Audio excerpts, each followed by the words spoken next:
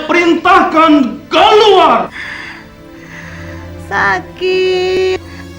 Doa pendeta tidak ada artinya. Tidak ada yang mampu mengalahkan santetnya dukun sakti. Dukun harus dilawan dengan dukun. Mereka akan mengusir setan-setan dalam namaku. Tenang, Ma. Tenang. Sebut nama Tuhan, Ma. Sudah didoakan pendeta kok nggak sembuh-sembuh dah. Sabar, Ma. Kita harus yakin dan percaya. Tuhan pasti menolong Mama. Serahkan semua pada Tuhan, Ma. Aku sudah tidak kuat lagi dah. Dukun harus dilawan dengan dukun. Kita bawa mamahmu ke dukun. Ini gara-gara Papa. Gara-gara papa? Apa maksudmu dah? Gara-gara Papa mengajak Mama pergi ke dukun. Mama menjadi melawan Tuhan. Seharusnya orang Kristen tuh tidak boleh pergi ke dukun. Karena orang Kristen akan dibela oleh Tuhan dan tidak mempan disantet. Siapa bilang orang Kristen tidak mempan santet dah? Buktinya, Pak Dipo tetangga kita itu, dia juga rajin ke gereja. Tapi nyatanya, tembus juga ketika diseret dalam pemilihan lurah. Memang Pak Dipo rajin ke gereja. Tapi Pak Dipo bukan orang Kristen yang sungguh-sungguh di dalam Tuhan. Hidupnya masih kedagingan. Suka berjudi, suka main perempuan. Papa tahu itu kan, Pak? Ya tahu, tapi itu kan biasa. Namanya laki-laki. Pak, Indah kasih tahu ya, Pak. Orang Kristen yang sungguh-sungguh pasti disertai oleh Roh Kudus. Roh Kudus itu lebih besar dan lebih hebat dari roh-roh yang ada di dunia ini. Karena Roh Kudus adalah roh Allah sendiri. Siapa yang mampu melawan roh Allah, Pak? Siapa? Ah, sudahlah. Sok pinter kamu. Sudah berani menggurui orang tua. Tenang, Ma. Tenang. Mama harus minta ampun sama Tuhan. Mama sudah pergi ke dukun. Mama harus minta ampun, Ma. Mama minta ampun sama Tuhan, Ma. Aduh, mati aku. Tolong, Bang.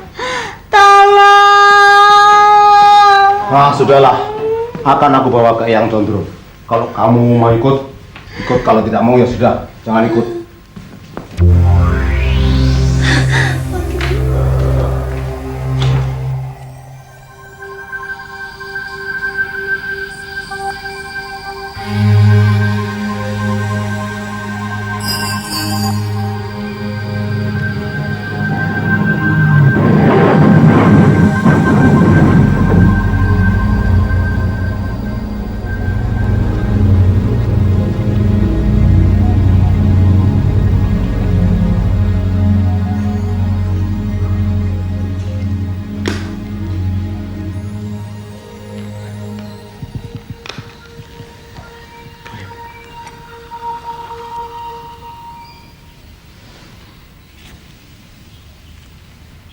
Mohon jangan menanyakan kenapa anak Pak Kusno masih hidup. Aku sendiri belum bisa menjawabnya. Terus terang saja, rohnya anaknya Pak Kusno itu licin sekali. Untuk melihat aja saya sulit, apalagi menjamahnya. Beri aku waktu. No problem, Pak. Ini saja kami sudah puas. Bapak memang benar-benar hebat. Ya. Itulah pengalamanku menyantet orang. Dan kurbannya adalah orang-orang yang banyak mendengar suara setan. Suara setan? Suara setan adalah suara-suara yang melawan firman Allah. Bagaimana, Pak? Setan itu bisa berbicara kepada kita? Setan berbicara dalam hati kita. Bacalah di Matius 16 dan Yohanes 13. bagaimana iblis berbicara kepada Petrus dan Yudas. Camkan ini, suara-suara yang ada dalam hati kita yang melawan firman Tuhan seringkali datang dari si jahat. Bagaimana Pak? Orang sudah tahu kalau itu sesuatu yang salah dan dosa, tetapi masih melakukan. Kan ada tertulis, Ia akan mengampuni segala dosa dan menyucikan segala kejahatan. Oh iya, bukankah ada tertulis Pak, kalau Allah itu setia dan adil.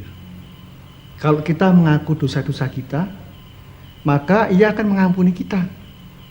Enak kan Pak? Jangan sesat, Allah tidak membiarkan dirinya dipermainkan. Karena apa yang ditabur orang, itu juga yang akan dituainya. Firman itu benar. Jangan kita sesat. Karena ada pula tertulis, Allah tidak membiarkan dirinya dipermainkan. Karena apa yang ditabur orang, itu juga yang akan dituainya. Bagaimana caranya Pak, agar kita tidak dikuasai setan? 1. Jangan tergoda oleh rayuan iblis dalam hatimu. 2. Katakan pada iblis firman Tuhan yang diingatkan Roh Kudus dalam hatimu. Maka kita harus tekun membaca Alkitab. 3. Usir setan dalam nama Tuhan Yesus dengan iman yang teguh.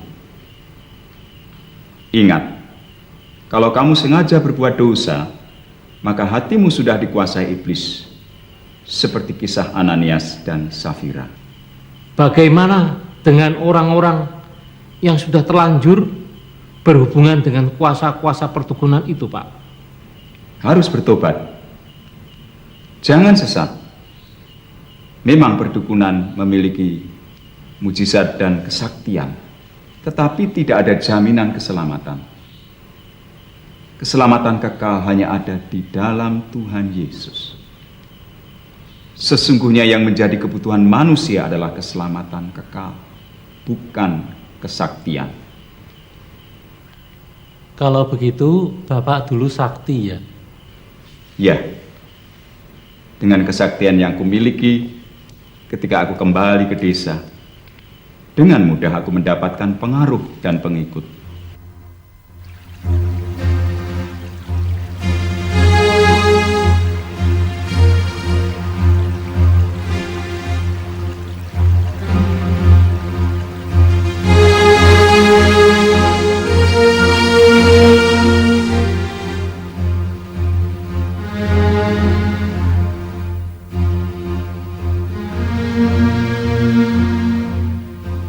Orang seperti saya dulu, mau tidak mau muncul kesombongan dalam hati.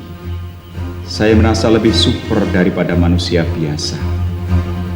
Bahkan meskipun saya mengaku beragama, tetapi saya memandang rendah apa itu agama. Agama hanya itu-itu saja. Sedang saya bisa melakukan banyak mujizat dengan ilmu saya. Sehingga saya tidak butuh Tuhan. Tuhan itu apa? Meskipun kepada mereka saya ngomong, saya ini hamba Tuhan. Dan payahnya banyak pasien saya adalah orang-orang Kristen. Ini kan Kristen KTP, Kristen tanpa pertobatan. Orang-orang seperti ini hanya akan menjadi permainan iblis.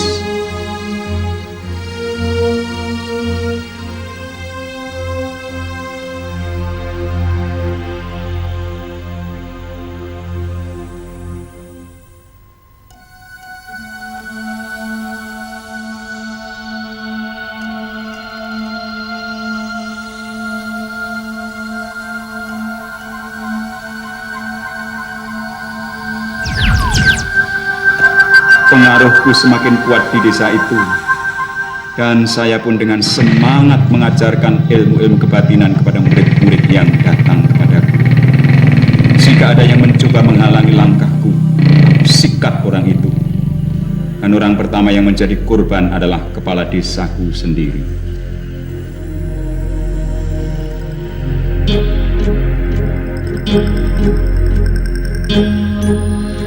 Aku menjadi semakin disegani dan dihormati di daerah itu.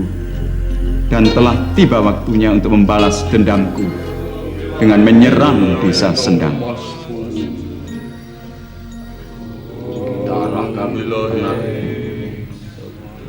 Kekuatan kita ke rumah kakek Suto. Dialah yang membunuh ayahku 30 tahun yang lalu.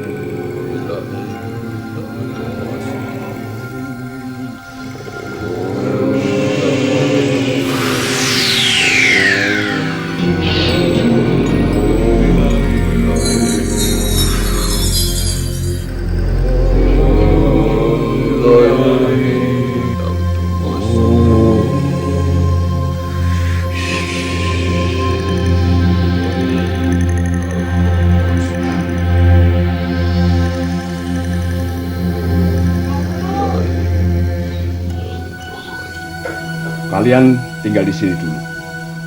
Aku yang ke sana.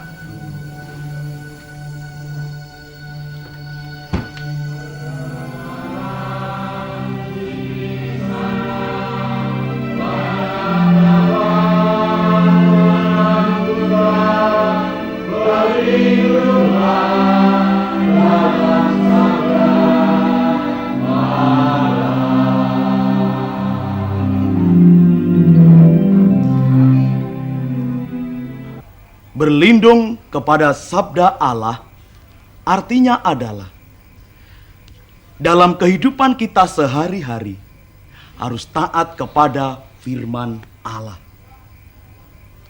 Kita hidup di dalam firman Allah sehingga kita aman di dalam perlindungan firman Allah. Tidak ada pintu masuk bagi setan dalam kehidupan kita. Saya ingin memberitahukan pada saudara bagaimana setan-setan itu masuk ke dalam kehidupan manusia dan mempengaruhi kepribadian manusia. Banyak pintu yang dapat dipakai setan untuk masuk ke dalam kehidupan dan kepribadian manusia. Di antaranya penyembahan berhala. Dalam kitab Keluaran pasal 20 ayat 3 sampai ayat 5, Tuhan memperingatkan tentang akibat buruk terhadap penyembahan berhala. Itu sebabnya Dia berfirman, "Jangan ada padamu Allah lain di hadapanku." Orang tua yang menjalin hubungan dengan perdukunan akan menyeret dia dan anak-anaknya kepada roh-roh kegelapan yang akan menguasai kehidupan mereka. Camkan ini. Kedua, berbagai persoalan yang menekan sejak masa kanak-kanak, seperti anak tertolak dan mau digugurkan, rumah tangga yang sering cekcok dan berantakan. Ini membuka kesempatan bagi roh-roh kejahatan dan merusak akan kehidupan keluarga anak-anak Tuhan. Firman Tuhan memperingatkan, sebab di mana ada iri hati dan mementingkan diri sendiri, di situ ada kekacauan dan segala macam perbuatan jahat. Yang ketiga, kebiasaan melakukan perbuatan dosa seperti membuka pintu bagi iblis. Contoh, kebiasaan menonton film porno. Ini membuka pintu lebar-lebar terjadinya dosa percabulan dan perzinahan. Kebiasaan berjudi, merokok, minum minuman keras, dan narkoba menjerumuskan orang pada perbudakan setan dalam bentuk kecanduan. Sebab orang yang kecanduan berarti telah berada dalam kuasa setan untuk merusak tubuhnya sendiri dan lingkungannya.